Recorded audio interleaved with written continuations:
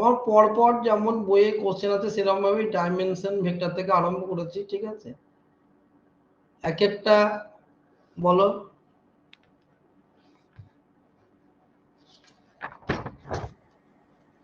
এটা কেউ করেছো নাকি? হবে মনে হচ্ছে। এটা একটু জটিল আছে, একটু যেই করবে একটু করে কিন্তু ব্যাখ্যা করে দেবে, হ্যাঁ, নাহলে কিন্তু বাদ বাকি যাদের আছে তাদের কিন্তু আমি তো বলে দেবোই, তাদের একটু অসুবিধা হয়ে যাবে। এমনি স্যার এখন তো মনে নেই কি করে এটা t⁻² হবে কি একবার দেখুন তাহলে। আচ্ছা, এটার অ্যান্সার এটা হচ্ছে এক একটা হচ্ছে the time dependent of a physical quantity p is a given এত where alpha is a constant and t is a time, the constant alpha ডাইমেনশনটা বার করতে হবে। আচ্ছা, অ্যান্সারটা প্রথমে বলে দিই, অ্যান্সারটা আছে b has the dimension t⁻², এটা ডাইমেনশন আছে। এবার আচ্ছা এটা পড়েছিলাম। হ্যাঁ, এটা কার ডাইমেনশন হচ্ছে আলফা ডাইমেনশন। ঠিক আছে, এটা ঋতদীপ্তর অ্যান্সার ঠিক আছে, বি এরটা অ্যান্সার। কিন্তু কোশ্চেন হচ্ছে এখন এটা একটু কিন্তু স্ট্যান্ডার্ড টাইপের, তার কারণ হচ্ছে তোমরা এমনি নর্মাল ডাইমেনশন পড়েছো, কিন্তু এখানে আছে কেউ বুঝতে পারোনি বা এটা বলে দিতে হবে নাকি বলো? হ্যাঁ স্যার, এটা বলে দিন স্যার, করতে পারিনি। এটা করতে পারোনি বলতে গেলে দেখো, পিটা এখানে ফিজিক্যাল কোয়ান্টিটি পি, কিন্তু পিটা কি জিনিস সেটা কিন্তু বলা নাই, কোনোটা কি জিনিস কিন্তু কিছুই বলা নাই। টিটা তো টাইম, হ্যাঁ, টিটা টাইম এবং বলাও আছে টিটা টাইম। তাহলে সবসময় জানবে যে এই এক্সপোনেনশিয়াল যে ফ্যাক্টর থাকে, এক্সপোনেনশিয়াল থাকে, যে কোনো ডাইমেনশনের মধ্যে যদি এক্সপোনেনশিয়াল ঢুকে থাকে, যে কোনো ডাইমেনশনে যতই জটিল আকারে থাকুক না কেন, ডাইমেনশনের মধ্যে যদি এক্সপোনেনশিয়াল থাকে, তা এক্সপোনেনশিয়াল সবসময় হয় ডাইমেনশনলেস। এক্সপোনেনশিয়াল কিন্তু সবসময় হয় কিন্তু ডাইমেনশনলেস, ঠিক আছে? তাহলে এই আলফা টি স্কয়ার ডাইমেনশনলেস, তাই তো? তার মানে এই গোটা জিনিস ডাইমেনশন, তাই এটাকে আমি 1 ধরতে পারি, আর এটা হচ্ছে আলফা হচ্ছে কনস্ট্যান্ট জিনিস। তাহলে আমাকে কার বার করতে হবে? আলফা বার করতে হবে। তাহলে আলফা সমান হচ্ছে যেদিকে এখানে যে 1 বা যেভাবে ফ্যাক্টর থাকুক 1/t², টি মানে টাইম, তাই এটাকে ভালো করে লিখলে t⁻², এটা টাইমের মানে t⁻², তাহলে এই ডাইমেনশনটাকে 1 ধরতে হবে। যদি এই গোটা জিনিসের ডাইমেনশনটা এক্সপোনেনশিয়াল থাকলেই তার কিন্তু এক্সপোনেনশিয়াল থাকলে কিন্তু তার কিন্তু ডাইমেনশন লেস। এগুলো তোমার একটা এন্ট্রান্সের জায়গা থেকে দেওয়া হয়েছে সম্ভবত। হ্যাঁ স্যার, ওই থিটা, এক্সপোনেনশিয়াল, লগ এই তিনটেই ডাইমেনশনলেস আর কি হবে। হ্যাঁ, থিটাও তাই, থিটাও ডাইমেনশনলেস। আচ্ছা, এক সেকেন্ড, হ্যাঁ।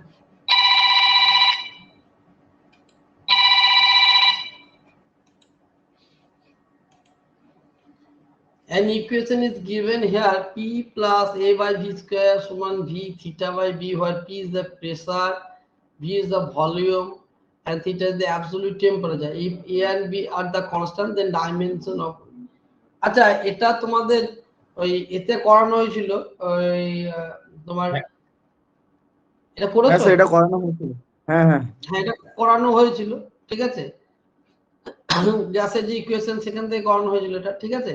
এইটা তোমাকে দুটো যখন ইয়ে হচ্ছে, এটা প্রেসারের সঙ্গে সবসময় প্রেসার যোগ হয়, প্রেসারের সঙ্গে সবসময় প্রেসার যোগ হয়। তাহলে প্রেসারের সঙ্গে সবসময় প্রেসার যোগ হয়, তাহলে এইটা তাহলে প্রেসারের ফ্যাক্টর, তাহলে a/v²টাকে প্রেসারের ডাইমেনশনে লিখবে, তাহলে সেখান থেকে পেয়ে যাবে। আর b × θ/v এটাকে কি লিখবে? এটাকে টেম্পারেচারে লিখবে, এটা টেম্পারেচারে লিখবে। স্যার শুধু এরটা বের করতে বলেছে তো? ও আচ্ছা, এ আর বি দুটোই বলেছে। E P I B R function dimension, ও শুধু এটা হবে, তাহলে বিটা দরকার নেই। অপশন বিটা হবে। হ্যাঁ, ভ্যান ডার ওয়ালসের যে ইকুয়েশন আমরা জানি, f v + a/v² সমান হচ্ছে v - b সমান হচ্ছে rt। এগুলো হচ্ছে এগুলো একটু বলে দিই তাহলে সুবিধা হবে তোমাদের, যে আমাদের যে পারফেক্ট গ্যাস ইকুয়েশন যেখানে আছে, সেখান থেকে তোমার যে ইকুয়েশনের বিভিন্ন রকমের ইকুয়েশন হয়, হ্যাঁ। তার মধ্যে ভ্যান ডার ওয়ালস ইকুয়েশন হচ্ছে সব থেকে গ্রহণযোগ্য, সেখানে দুটো কারেকশন করতে হয়, প্রেসার কারেকশন আর ভলিউম কারেকশন, সেখান থেকে এরকম আসে।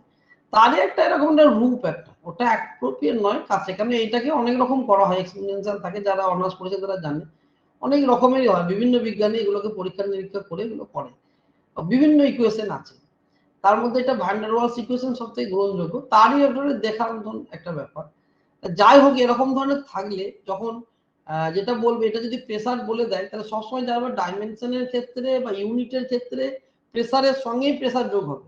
কোনটা প্রেসার? এইটা প্রেসার, যেহেতু এর সঙ্গে যেটা যোগ আছে সেই গোটা জিনিসটাই প্রেসার হবে, গোটা জিনিসটা প্রেসার, তো এইটাকে প্রেসারের ডাইমেনশন করতে পেয়ে যাবে। আবার এই দিকটা যদি যেমন ডাইমেনশন বলবে সেরকম ডাইমেনশন বলে পেয়ে যাবে।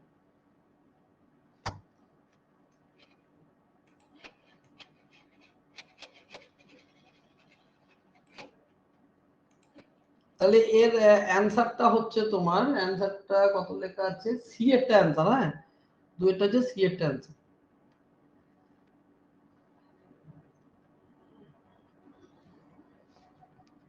3 আর 4 বলো। এটা 90 ডিগ্রি হবে, π/2 আমার হচ্ছে π/2 হবে। π/2 অন্যজন বলো একটু, আমাদের মূলত স্যার ওই বোথ সাইডে, বলছে। হ্যালো হ্যাঁ বলো, শুনতে পাচ্ছ? আমি শুনতে পাচ্ছি। স্যার ওই বোথ সাইডে স্কোয়ার করে দিলে হয়ে যাবে। এমনি স্যার স্কোয়ার তো আমরা যেটা পিথাগোরাসের থিওরেম দিয়ে করি, কিন্তু ভেক্টরিক্যালি কনসেপ্ট যদি দেখেন, মানে একটা মানে যদি আমরা সমকোণী ত্রিভুজ দেখি, সেই ক্ষেত্রে একটা এবিসি সমকোণী ত্রিভুজ, এবার যেটা স্কোয়ার করছি 3 square plus 4 square equal to 5 square, ওই তখনই right angle to each other হবে দুটো বাহু আর সমকোণী ত্রিভুজের a ডট b সমান 0, যেটা ওইটা।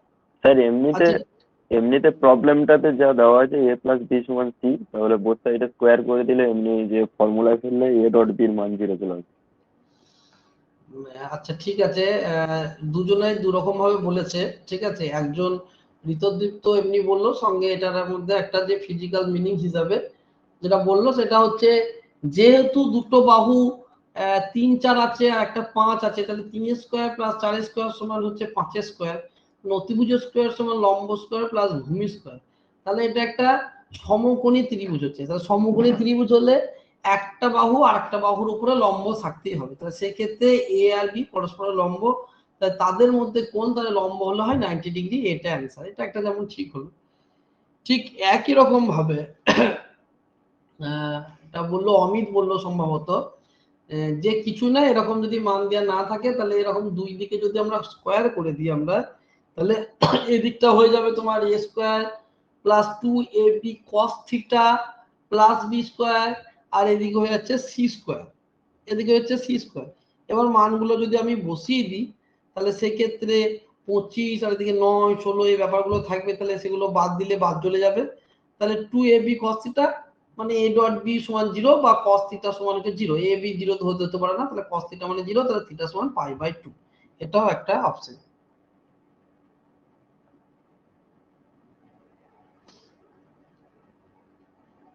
আচ্ছা, তাহলে এর অ্যানসারটা হলো 4 একটা বলো।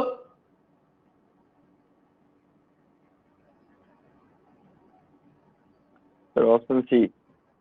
অপশন এটা তো সোজা, হ্যাঁ সোজা জিনিস, এটা নিয়ে বলো। ওগুলো তো সবই ভেক্টরের জিনিস আছে, তাও একটু তোমার জটিল জায়গাতে দেওয়া আছে। An object of mass 3 kg is at rest. Now a force F is applied on the object, then velocity object at t সমান 3 সেকেন্ড। ভেলোসিটিটা বার করতে হবে, মাসটা বলা আছে, তাহলে এখানে কি করে m লাগাবো, একবার ইন্টিগ্রেশন করব তাহলেই হয়ে যাবে। Integration, very good.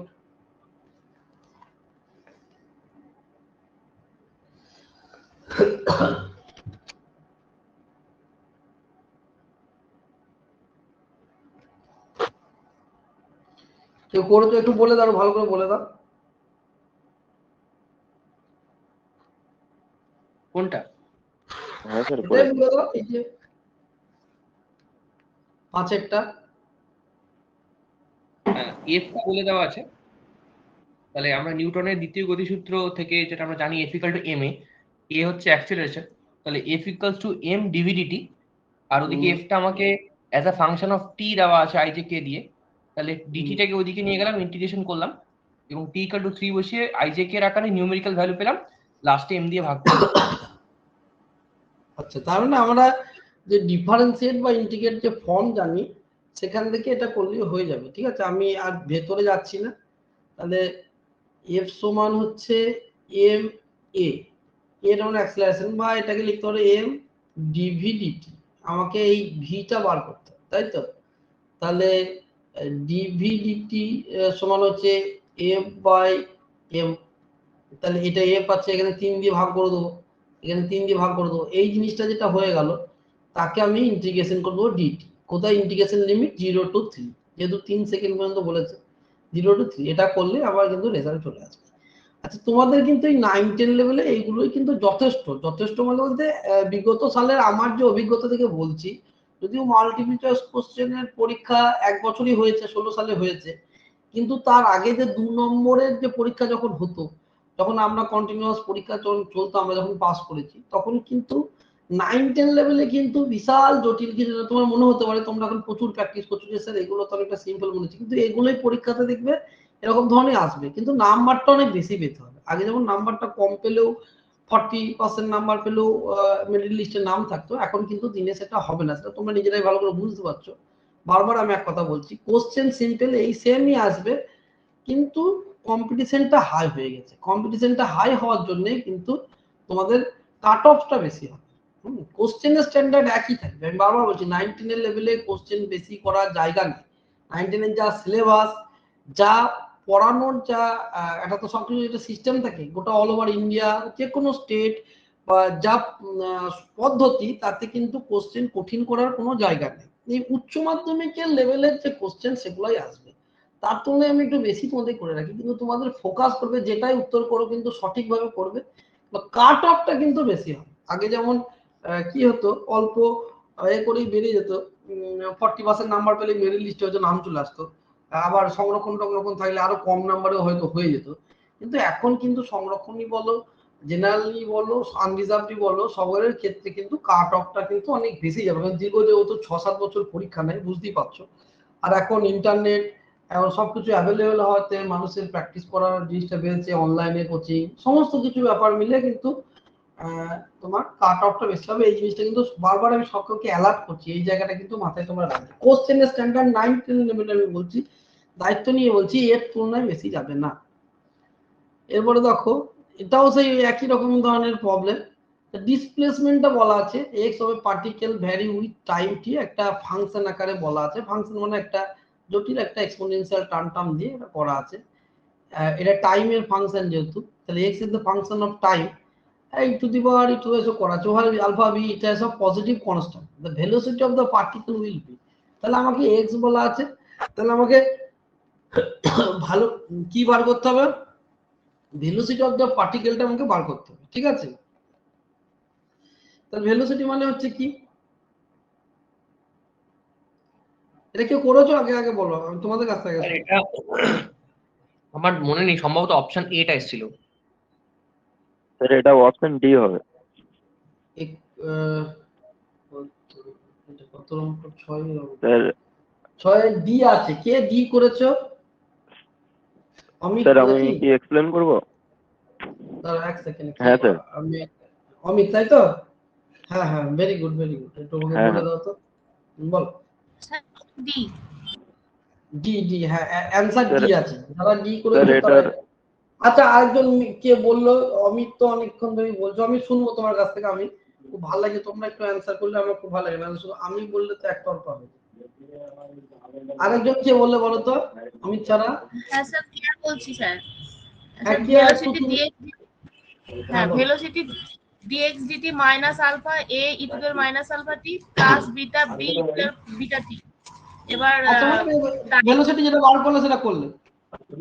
হ্যাঁ তারপর হ্যাঁ টিটা বলো। ইনক্রিজ করার সঙ্গে তো টি ইনক্রিজ করার সঙ্গে সঙ্গে ওটা থেকে দেখা যাচ্ছে যে যেটা প্লাস পোর্শনে আছে সেটা তো প্লাস আছে, আর যেটা মাইনাসে আছে সেটা মাইনাস হলেও সেই টি বাড়লে সেই ভ্যালুটা কমবে। হুম স্যার এইখান থেকে দেখলাম যে হুম হুম হুম, ঠিক আছে। কেয়া বললে মনে হয় সম্মত নাকি? হ্যাঁ স্যার ক্লিয়ার। কেয়ার একটা যুক্তি ঠিক আছে। আরেকবার আমি এর কাছে জেনে নিই, অমিতের কাছে। অমিত বলো, একটু বলো, তুমি বলো কেমন করে বলো। স্যার আমি বলো। হ্যাঁ স্যার, এখানে দেখুন ওই ডিসপ্লেসমেন্ট যে দেওয়া আছে এক্সপোনেনশিয়ালি বলো। ইনক্রিজ করছে আর একটা এক্সপোনেনশিয়ালি ডিক্রিজ করছে। এখানে যে পজিশন ভেক্টরটা দেওয়া আছে, এখানে একটা হচ্ছে এক্সপোনেনশিয়ালি ইনক্রিজ করছে আর একটা এক্সপোনেনশিয়ালি ডিক্রিজ করছে টাইমের সঙ্গে সঙ্গে। কিন্তু যখন আমরা এখান থেকে ভেলোসিটি বার করব dx/dt করে, তখন হুম, ওই যেটা এক্সপোনেনশিয়ালি ডিক্রিজ করছিল ওর আগে একটা মাইনাস চলে আসবে। তো হুম, প্রথমেই এক্সপোনেনশিয়ালি ডিক্রিজ করছিল, তার আগে আরেকটা মাইনাস এসে গেছে, মানে আরেকটা টার্ম যেটা বাড়ছে তার সঙ্গেও এই হুম, টার্মটাও বাড়তে থাকবে টাইমের হুম, সঙ্গে সঙ্গে। সেই কারণে হুম। ভেলোসিটিটা যত টাইম বাড়বে তত ভেলোসিটি বাড়তে থাকবে পার্টিকেলটা। Very good. আচ্ছা, কেয়া আর অমিতের মানে একটা পাঠ করার পর আহ, যুক্তিটা একই জায়গায় ঠিকই আছে। তা এটা একটা কি বলা আছে, একটা ভেলোসিটির মানে একটা ডিসপ্লেসমেন্ট বলা আছে, কিন্তু ডিসপ্লেসমেন্টটাকে দুটো পার্টে এখানে দেখানো আছে। হ্যাঁ, একটা হচ্ছে এক্সপোনেনশিয়ালি ডিক্রিজ করছে, একটা হচ্ছে এক্সপোনেনশিয়ালি ইনক্রিজ করছে। কিন্তু আমাকে এখানে কোশ্চেন বলা আছে ভেলোসিটি অফ দ্য পার্টিকেল বার করতে হবে, কিন্তু ভেলোসিটি অফ দ্য পার্টিকেলের অ্যান্সার কি সেটা কিন্তু আলাদা ভাবে দেওয়া আছে, যেটা go on decreasing with time, যত সময় যাবে তত কমতে থাকবে। Be independent of alpha beta, মানে আলফা বিটার উপর কোনো নির্ভর করছে না। ড্রপ টু জিরো হয় আলফা ইকুয়াল টু বিটা, একবারে আলফা বিটা যখন সমান হবে তখন এরা জিরো হয়ে যাবে কিনা।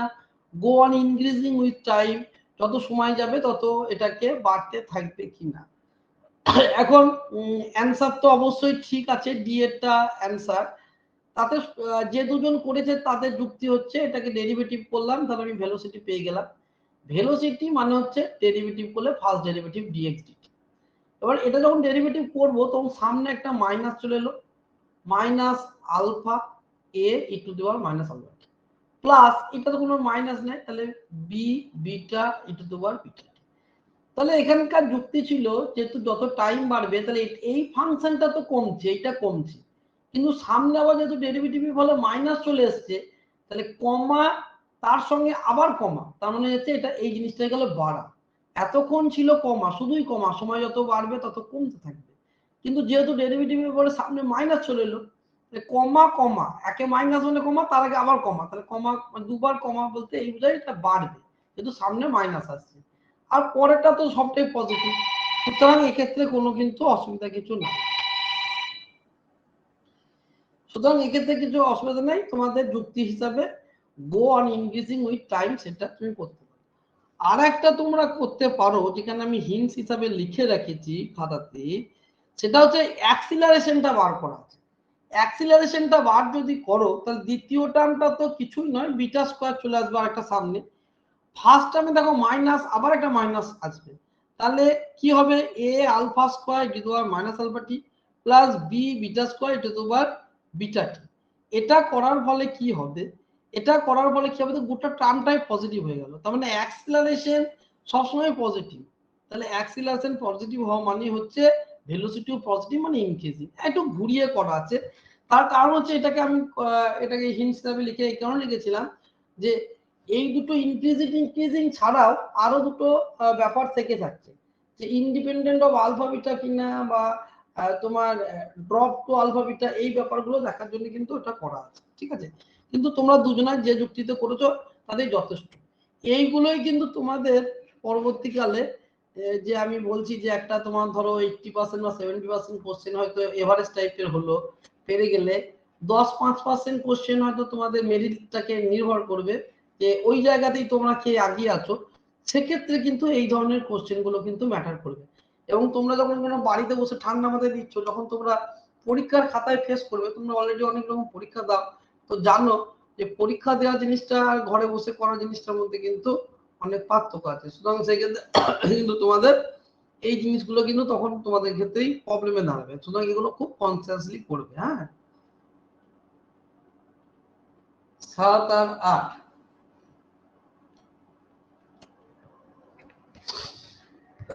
বলো।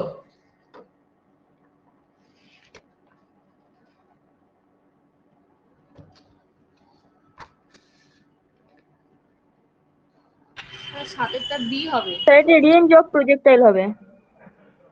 7 এর অ্যান্সারটাকে আমি আগে বলে দিই কি আছে। 7 এর অ্যান্সারটা বি, ভেরি গুড, যারা বলেছো বি তারা ঠিক করেছো।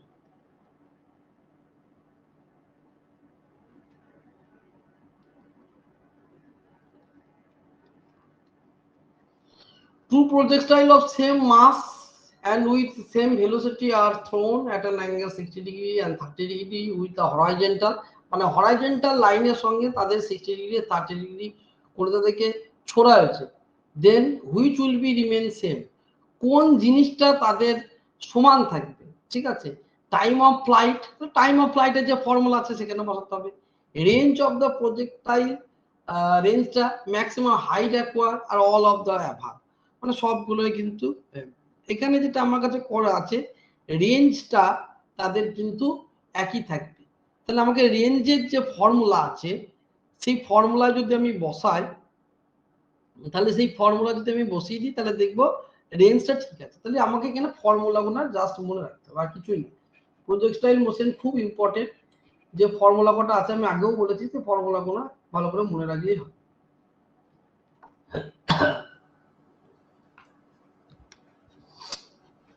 বলো এটা আটেরটা বলো। হ্যালো স্যার, হ্যাঁ বলো,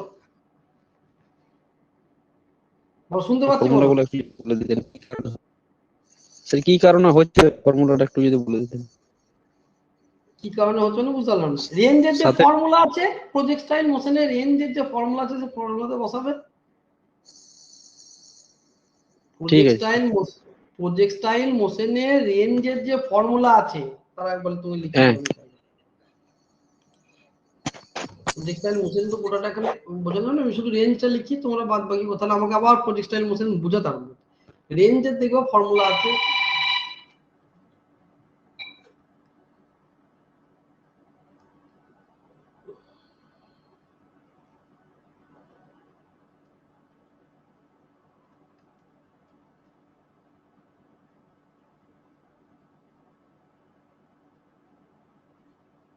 এই ফর্মুলা বসাবে। যদি ভি জিরোটা সেম, এখানে থিটার মানটা লিখবে, ঠিক আছে, এখানে থিটার মানটা লিখবে, তাই হয়।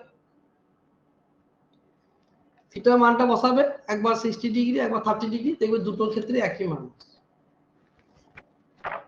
ঠিক আছে স্যার।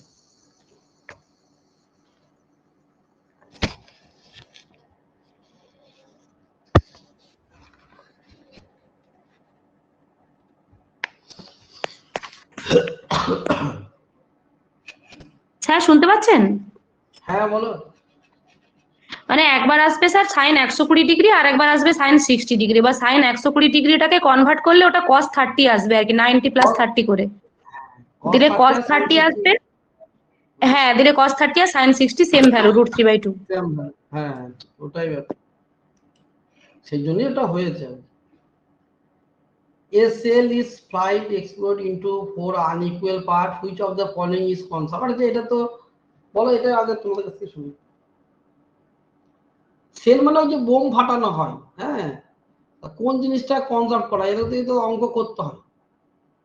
কোন সূত্র, কোন সংরক্ষণ সূত্র এটা মেনে চলে? মোমেন্ট অফ কনজারভেশন না?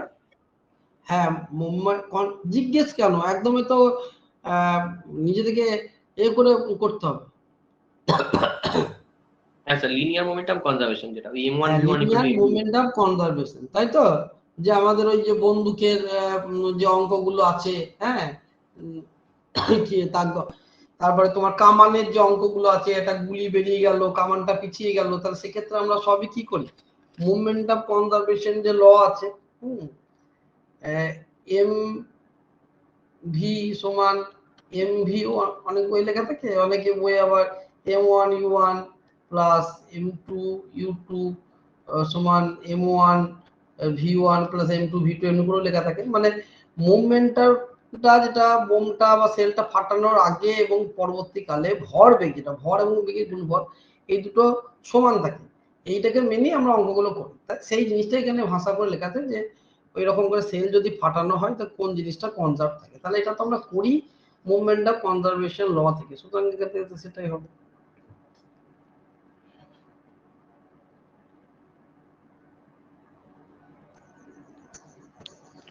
এটা স্যার অপশন বি না? কোনটা গো? স্যার নয়েরটা।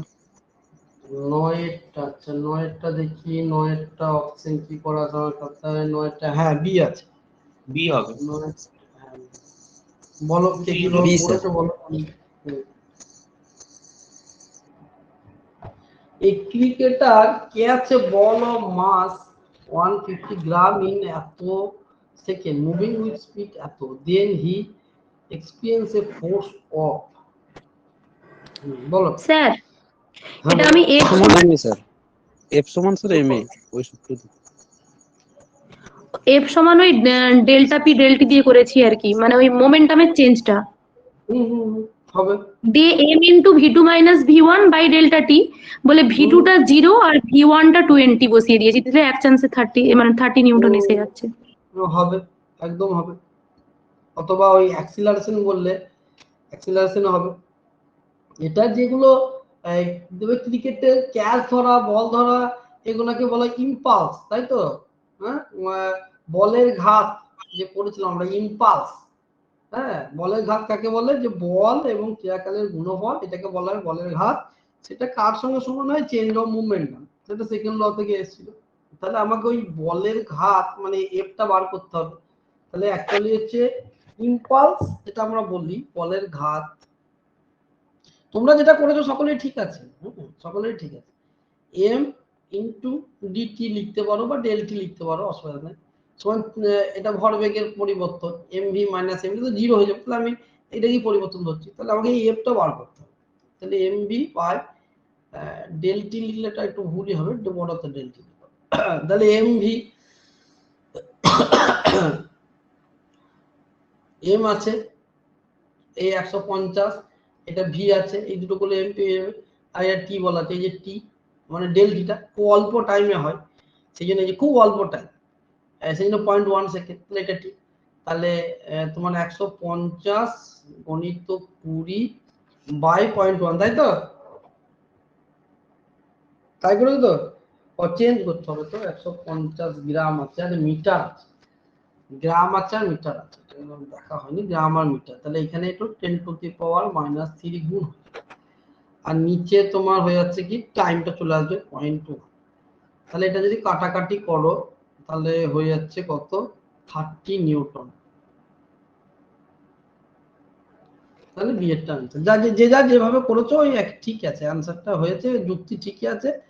শুধু আমি একটু বলে দিলাম যে ওখানে ক্রিকেট খেলার ক্ষেত্রে এগুলো সবই ফোর্স, মানে এক্ষেত্রে বলের ঘাত বলা হয়। হ্যাঁ,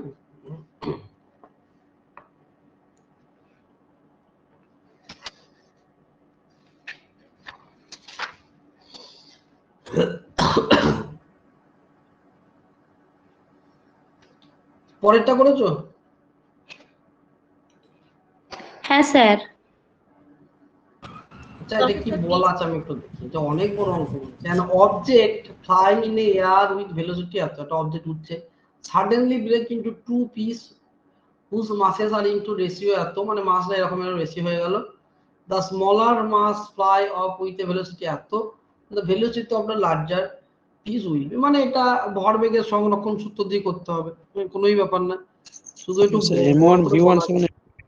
হ্যাঁ হ্যাঁ হ্যাঁ, m1 v1 m2 v2 এরকম করতে, শুধু অঙ্কটা একটু বড় হবে, ঠিক আছে? অঙ্কটা ছোট করার কোনো পদ্ধতি নাই। আচ্ছা, কেউ কি করে না না আমাকে করে দিতে হবে? তোমরা কি কেউ বিএডটা হয়েছে? অ্যানসার স্যার আমার এটা হয়নি। কেন হয়নি বলো? স্যার চেষ্টা মিলছে না, করে মানে হ্যাঁ চেষ্টা করেছি, এই জায়গাটা একটু বলে দিন, এটা হয়নি আমার। তাহলে দুটো পিসে ভেঙে গেছে, তাই তো? তাহলে তুমি একটাকে ধরো এম ছোটটা, আর একটা ধরো 5 এম, তাহলে টোটাল মাস কত হলো? 6 এম, দুটো যোগ হবে। তাহলে এইটা ছিল বড় পিসটা, এটা পিস হয়ে দুটো ছোট ছোট পিসে পরিণত হয়েছে। তাহলে এর সঙ্গে আমি ভেলোসিটি গুণ করব, কোন ভেলোসিটিটা? এইটা, এটার সঙ্গে এটা আমি গুণ করব, হয়েছে? এবার তার সঙ্গে কি হবে? আমার একটা বলা আছে, ঠিক আছে? the smaller mass fly with velocity, স্মলটার ক্ষেত্রে বলা আছে, তাহলে m ইনটু এইটা বলা আছে 100, আমি আর বেশি লিখছি না, এটা বলা আছে, প্লাস লার্জারটা ক্ষেত্রে বলা নাই, তাহলে লার্জারটা আমি এটা কিছু ধরে নেবো, আমি v2 ধরে দিলাম, এটা যদি v1 ধরে v2 সমান হচ্ছে 6m ইনটু এইটা লিখতে হবে, এটা লিখতে হবে। তাহলে দুই দিক থেকে সব এম গুলো চলে যাবে, এম গুলো চলে যাবে। তাহলে কি হবে, V2 থাকবে। তাহলে এইদিকে তোমার এইটা থাকছে, এইদিকে থাকছে, এইটাকে এইদিকে বাদ দিয়ে দেবে, তাকে 5 দিয়ে ভাগ করে, তাহলে V2টা বেরিয়ে যাবে। তাহলে V2টা হবে 5V2 সমান হবে এইটার সঙ্গে 6 গুণ 6 20i প্লাস 25, যে এই যে জিনিসটা থাকবে মাইনাস তার সঙ্গে এইটা বাদ যাবে, এইটা বাদ যাবে, ঠিক আছে, মাইনাস এর সঙ্গে বাদ যাবে, তাকে 5 দিয়ে ভাগ করবে, তাহলেই হয়ে যাবে। এই পর্যন্ত করেছো নাকি আমাকে গোটাটা এবার ক্লিয়ার করে দিতে হবে? হ্যাঁ স্যার ঠিক করেছি। আছে। বলো।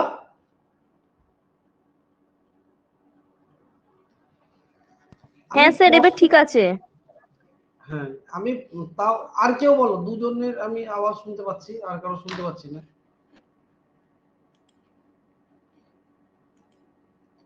বলো আর কারো কিছু ওইটা নিয়ে কিছু প্রবলেম আছে? অনেকেই আছে আজকে, ভাল লাগছে। সৃজা আছে, শান্তনু, সঞ্জয়, ঋতদীপ্ত, এরা পুরবী সব তো থাকে। সৃজা পড়াশোনা চলছে? হ্যাঁ স্যার।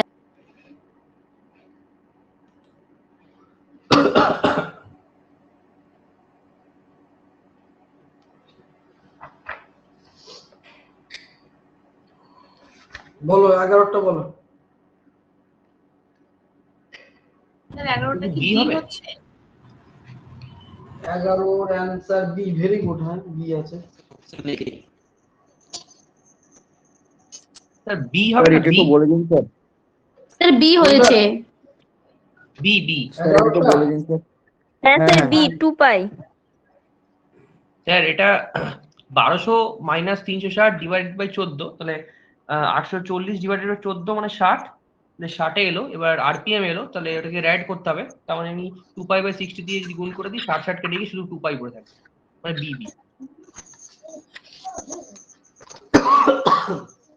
আচ্ছা প্রথমে আমি বলি অ্যানসারটা আছে, অ্যানসারটা বি আছে। হ্যাঁ 2 পাই রেডিয়ান পার সেকেন্ড স্কয়ার। এটা প্রথমে আমি ক্লিয়ার করি, তারপর অনেকেই বলার চেষ্টা করলো এটা কি আসছে না আসছে সেটা ডিটেইলসে বলছি।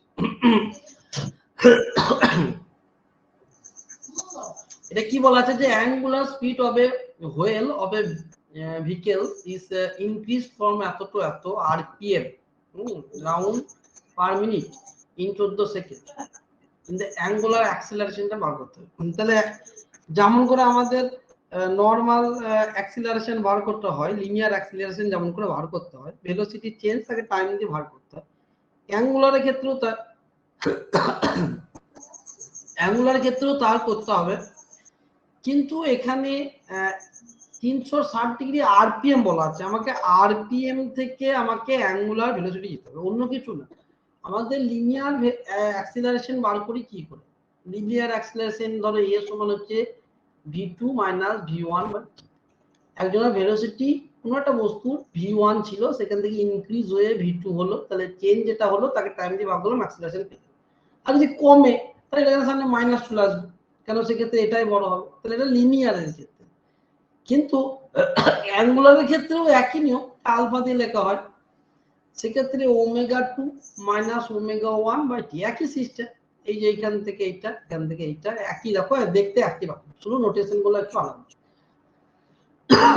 তাহলে এইগুলো কি করা আছে, ওমেগা 1 ওমেগা 2 আছে, এগুলো হচ্ছে অ্যাঙ্গুলার ভেলোসিটি। এই জন্য লিনিয়ার ভেলোসিটি, এটা হচ্ছে অ্যাঙ্গুলার ভেলোসিটি। তাহলে অ্যাঙ্গুলার ভেলোসিটি যদি বলা থাকতো তাহলে আমি বাদ দিয়ে করে দিতাম, কিন্তু অ্যাঙ্গুলার ভেলোসিটি কি বলা যায় বলতো, মিনিটে আছে, তারপরে আছে আরপিএম আকারে বলা আছে, মানে রেভলিউশন পার মিনিট বা রাউন্ড পার মিনিট, 1 মিনিটে 360 পাক মারছে। পাকের সংখ্যা বলা আছে মিনিটে কত, বলা তো নাই যে কত অ্যাঙ্গুলার ভেলোসিটি কত কোণ সে করছে 1 মিনিটে, সেটা তো বলা নেই। তাহলে আমাকে প্রথমে এখান থেকে যেতে হবে রেডিয়ান পার সেকেন্ড, রেডিয়ান পার সেকেন্ডে আমাকে যেতে হবে, তাই তো? তাহলে কি করতে হবে আমাকে, 360 ডিগ্রি দিয়ে গুণ করতে, 360 তো আছে, আমাকে কি করতে হবে, 360 থেকে 1200 গিয়েছে, তার মানে ওমেগা 1টা ছিল কত, ওমেগা 1টা ছিল 360। তাহলে এখান থেকে আমাকে অ্যাঙ্গুলার ভেলোসিটিকে তাহলে কি করতে হবে, 2 পাই দিয়ে তো গুণ করতে হয়, তার সঙ্গে আমাকে মিনিট যেহেতু আছে আমাকে সেকেন্ড করতে গেলে আমাকে 60 দিয়ে ভাগ করতে হবে। তাহলে এইটা হয়ে গেল ওমেগা 1। তাহলে আমাকে যেটা সাপ্লাই করা ছিল 360, সেখান থেকে আমাকে ওমেগা যেতে গেলে এটা করতে হবে। আর ওমেগা 2 কি করতে হবে, একই ভাবে 1200 বলা আছে ইনটু 2 পাই বাই 60।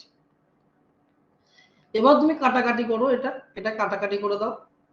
6 মানে হচ্ছে 12 পাই, আর এটা কাটলে হচ্ছে 20 মানে হচ্ছে তোমার হচ্ছে 40 পাই। তাহলে এবার তো কোনো ব্যাপারই না।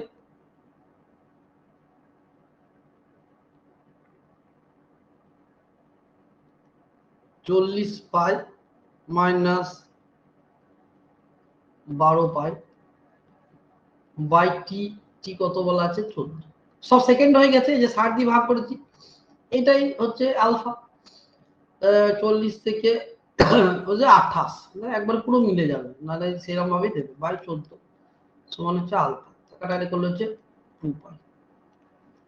2 পাই এককটা কি হবে, সেই সেকেন্ড স্কয়ার তো আমাদের এতেও থাকে, তাহলে ওখানে যেমন আমরা ডিসটেন্সটাকে মানে সেন্টিমিটার মিটার, তাহলে এখানে কি হয় রেডিয়ান দিয়ে হয়, রেডিয়ান পার সেকেন্ড স্কয়ার। তাহলে এটা आंसर। এই রকম প্রবলেমই তোমাদেরকে কিন্তু দেবে, এই রকম প্রবলেমই কিন্তু তোমাদেরকে দেবে। তোমাদের একদম টেনশন না কিছু নাই, তোমরা একদম বেসিক জিনিসগুলো কিন্তু ফুটিয়ে নাটিয়ে মনে রাখবে। বেসিক জিনিসগুলো এগুলো একদম বেসিকের প্রবলেম। এবং তোমরা যারা ডাব্লিউবিসিএস পরীক্ষা দাও, আমি কোনোদিন ডাব্লিউবিসিএস দিইনি, কিন্তু আমি অনেক ডাব্লিউবিসিএস এর মেইন পেপারের কোশ্চেন বা মিসলেনিয়াসের মেইন পেপারের কোশ্চেন দেখেছি, সেখানে কিন্তু বা অনেক সেন্ট্রাল গভর্নমেন্টেরও আমি সিজিএল এর কোশ্চেন দেখেছি, এমনি জাস্ট নিজের ইন্টারেস্টে, সেক্ষেত্রে দেখেছি কিন্তু এরকম ধরনের কোশ্চেন কিন্তু থাকে। শুধুমাত্র সাবজেক্টিভ পরীক্ষা স্কুল সার্ভিস বা আপার প্রাইমারি লেভেলে, আপার প্রাইমারি তোমরা দেবে, সুতরাং আপার প্রাইমারি তো কিন্তু এই রকমগুলো আসতে পারে। এগুলো তো একদম সিম্পল জিনিস, বেসিক জিনিস। এবং তোমাদের রেলের পরীক্ষা বা অন্যান্য যে সমস্ত পরীক্ষা যেগুলো তোমরা দাও, সেগুলোর ক্ষেত্রে কিন্তু এগুলো কিন্তু তোমাদের কাছে খুবই ইম্পর্টেন্ট। আচ্ছা 12টা বলো।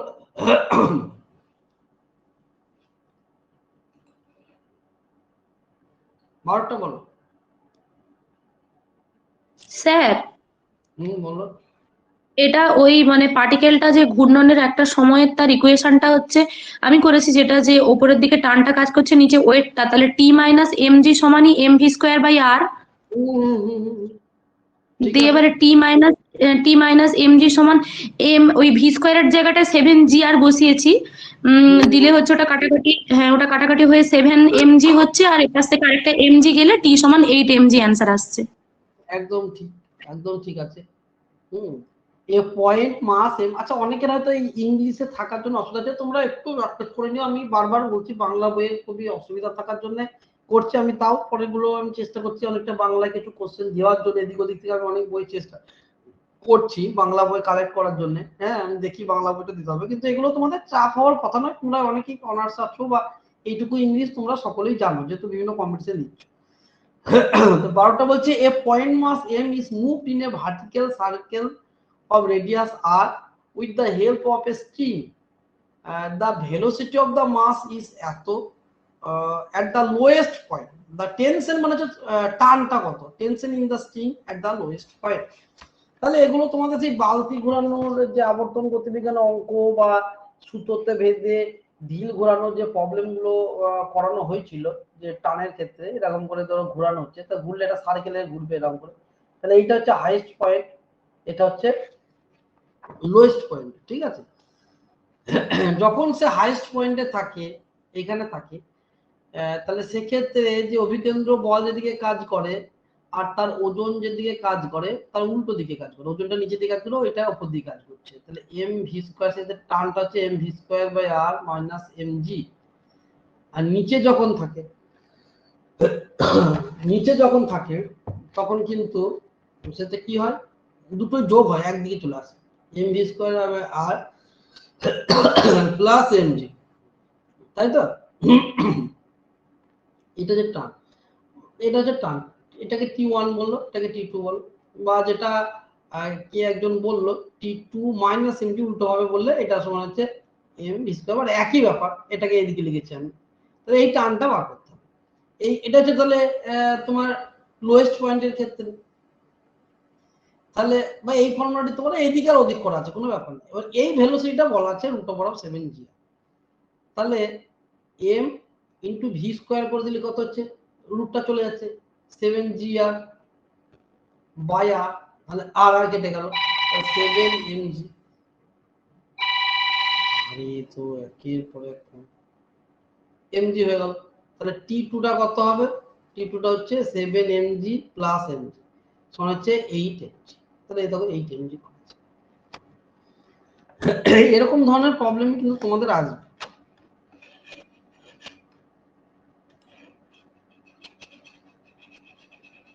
বোঝা গিয়েছে তো নাকি?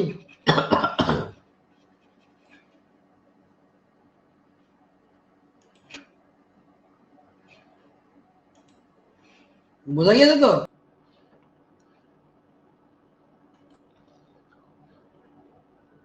আচ্ছা 13টা এটা করেছো? এটা করেছো? হ্যাঁ স্যার। বলো অ্যানসার কত স্যার এসেছে, আমি তারপর এটা ওই 6v এসছে। 6g মানে বি এরটা। আচ্ছা বি এরটারই অ্যানসার আছে। তার রেডিও হ্যাঁ অফ স্যার সার্কুলার অরবিট, হ্যাঁ বলো বলো বলো। হ্যাঁ ওটা স্যার সেই mv স্কয়ার বাই আর সমান gmm বাই আর স্কয়ার থেকে একটা সূত্র আছে v সমান √gm বাই আর, হুম, ওরকম va বাই vb সমান √rb বাই ra হচ্ছে, আর rb বাই r এটা হচ্ছে, হ্যাঁ তার মানে rb বাই ra মানে r বাই 4r, রুটের বাইরে গেলে 1/2, তাহলে va বাই vb সমান 3v বাই vb সমান হচ্ছে হাফ যেটা বেরোলো, তাহলে vb সমান 6v। Very good. তাহলে এটা অরবিটাল যে স্পিড মানে স্যাটেলাইটের যে অরবিটে ঘোরার সময় যে স্পিড হয়, অরবিটাল স্পিড যেটা, সেটা বার করতে হবে। সেটার যে ফর্মুলা দেখবে অরবিটাল যেটা বললো, কে বললে গো? Srija sir. Srija, very good. Srija সকলেই পড়াশোনা করে, তোমরা আবার মন দিয়ে করো। এটা এটা হচ্ছে অরবিটাল স্পিডের ভেলোসিটির যে ফর্মুলা জিএম বাই আর। তাহলে এগুলো তো কনস্ট্যান্ট টার্ম, দরকার নেই। তাহলে দুটো স্যাটেলাইটের কথা বলা আছে, আমি ভি এ যদি ধরি তাহলে সমান প্রপোর্শনাল দিই √1/r_a, আর ভি বি ধরি সমান √1/r_b। এবার এইটা বলা আছে 4r আর r, তাহলে এখানে v a by v b সমান √, উল্টোটা হয়ে যাবে rb বাই r a। তাহলে rb মানে হচ্ছে 4r, আর এ হচ্ছে আর, এটা কেটে গেলে হচ্ছে √4 মানে 2 বেরিয়ে এলো। সেটা তাহলে কি, v a by v b সমান হচ্ছে 2, তাই তো? না স্যার আমি যেটা, আমার তো va বাই vb টা হাফ বেরিয়েছে, rb বাই ra। উল্টোটা হয়ে গেল, উল্টোটা। হ্যাঁ হ্যাঁ ভিবি বাই ভি এ সমান হচ্ছে 2, তাই তো? তাহলে ভিবি সমান হবে 2 গণিত ভি এ। তাহলে ভি এর মান তো আজকে এত ফোন আসছে, সমান হচ্ছে 6b। তাহলে 6b কোন লাইনটা, বি এর। ঠিক আছে, সিদ্ধা যেটা বলেছে ঠিক।